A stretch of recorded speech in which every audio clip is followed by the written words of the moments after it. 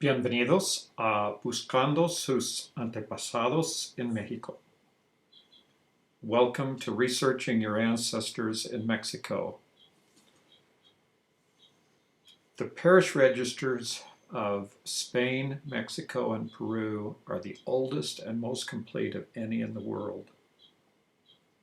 The oldest known parish registers or records in Spain date from Solsona in 1394.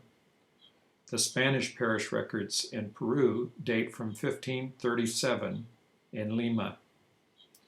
And the earliest parish records in Mexico date from 1536 in Mexico City. In order to do research for your ancestors in Mexico, it is very important to understand the organization of the Catholic Church. The Catholic Church is divided into geographic areas. The largest of these areas is called an archdiocese. It's a district for which an archbishop is responsible. Archdioceses are divided into various dioceses. A diocese is governed by a bishop. There are territorial prelatures. These are individual churches that do not fall within a diocese. There are also parishes. Parishes are parts of the diocese and are overseen by a priest. The Catholic Church organization has the following numbers of jurisdictions. There are 18 archdioceses. There are 68 dioceses and 5 territorial prelatures. Each diocese has several parishes. In fact, there are approximately 1,908 parishes in Mexico. The key to research in Mexico is identifying the parish where your ancestors lived. Always begin your research in the country where the immigrant ended up. If you're looking in the United States, you will want to look for naturalization records. If the immigrant became a citizen, the naturalization record may reveal his or her original place of birth and where the family was located. Likewise, a passport or a visa or a green card can give the same information. A green card is a permission to work in the United States. Church records in the United States are valuable because if an individual moved from Mexico to the United States and was a Catholic, the Catholic Church register in the town in the United States where they lived may have information about additional births, marriages, or deaths. In that case, the place where the person originated may be recorded. Don't overlook letters from relatives. Relatives can, in writing to their cousins or relations in the United States, may mention the place where the person was from or born, but more importantly, the return address may contain the information concerning the location of the family. Look at civil vital records in the United States. Birth, death, and marriage records may also contain information about the place of origin. Newspapers and obituaries may also mention the place where the relatives lived or where current relatives are living. In the United States, border crossing records record every time an individual crossed the border. The information may not contain where the person came from in Mexico, but it may give an idea of the time period, which may be helpful in finding the records. Don't overlook U.S. Social Security records. When a person applies for a Social Security card, they have to put their birthplace on the record. These applications for Social Security records are available for a fee from the Social Security agency. During certain time periods, particularly during wartime, anyone who was an alien in the United States was required to register. These registrations may also contain information about the person's birthplace or origin. And don't overlook draft registration. On the record, it calls for the place of birth and citizenship, and it's possible that the person could have recorded their place of origin. Now, in Mexico, what you're looking for is the church or the parish where one or more of the following took place. You need to know about birth, marriage, and death. These are the records that are commonly recorded by the Catholic Church. In addition, you may be able to find what's called a confirmation record. Birth records generally occurred shortly after birth, although it is possible that a record of the birth or baptism of the person was made at a later date during their lifetime. It is not unusual to find records where individuals in Mexico were baptized shortly before they got married, since the priest would not perform the marriage without them being baptized. Marriage records are probably the most valuable of the three because they contain the most information, usually tell the parents of both the bride and the groom. The death record is important also because it may locate the burial and also give information about the age or location where the person was from. Once you identify the church or the parish in Mexico, you begin searching for records. Where are all the records? Well, important to understand that family search, historical record collections, and the microfilm cover almost 95 plus percentage. In fact, I've heard up to 98% of the records in Mexico have been microfilmed. Now, this means the existing records. It's very possible that the records are missing or failed to be recorded. Another thing you need to be aware of that's very important is the fact that the parishes may have changed.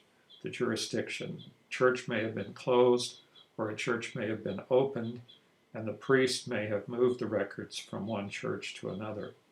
The people may not have moved, but the parish or the church may have changed. So you need to be more specific from the family and search records through time to show how the family records are maintained. You can always also check the Family Search Research Wiki for information about the parishes, the diocese, and the archdiocese. The best place to start is the Family Search Catalog. The Family Search Catalog will contain a record of all of the microfilms and digitized records available from Family Search. To my knowledge, there are no other records of Mexico that are as complete as those that are in the Family Search collections, both on microfilm and that have been digitized. So once you find the parish, where do you start?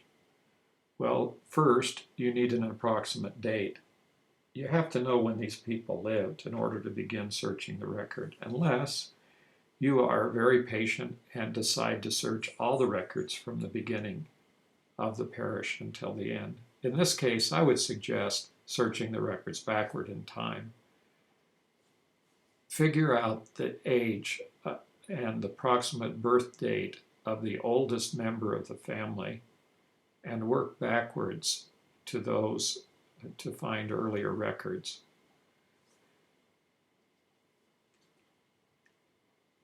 If you look in the Family Search Wiki, which I would recommend, you should start with the article on Mexico genealogy. Down the left-hand side of the article, you'll see topics. That gives a tremendous amount of information about records and what's available in Mexico to be researched. In the Wiki, you can also begin with the Mexico Quick Start Guide. This will outline the initial records that you should look at.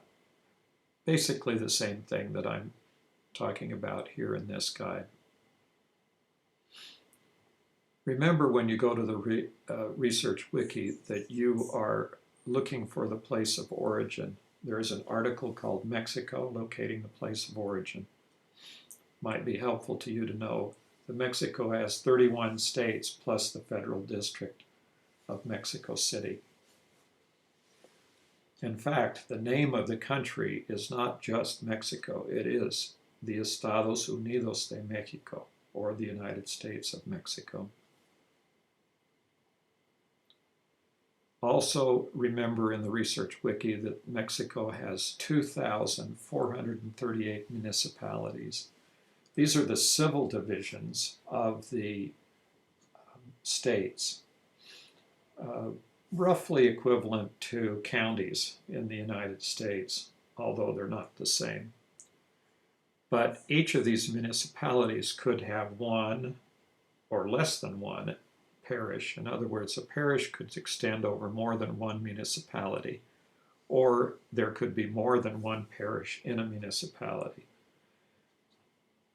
Basically, what we're working here is the difference between the church's jurisdictions and the civil jurisdiction, or the organization of the government. Once you locate the parish, you begin to look for records. You can find those records listed in the Family Search Catalog. The catalog, you begin your search by searching for a place. I would suggest searching for Mexico. When you do that, you'll see a list of all of the records available for Mexico. In every case, you should be searching each record that covers the time period where your ancestors' family lived in the country. Then you look for further records in the included places. When you go to Mexico, you will see a places within Mexico, and on clicking on that, you'll see a list of all of the 31 plus states, plus the district, federal district. Then, for each state, there will be a list of each of the parishes or the municipalities. You'll see two names. For example, in this list of places within Sonora, Mexico, you'll see there's one that says Aconchi, the first one, and the next one says Aconchi Municipio. That means the first one is likely the parish record, and the second one is the municipality with the same name.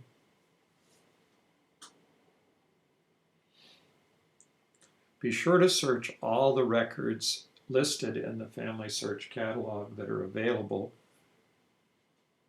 during the target place and time period. In other words, a person would be born in the parish, and then later there would be a marriage record and perhaps a death record. In between the marriage and the death, there may be various records for children or for subsequent marriages.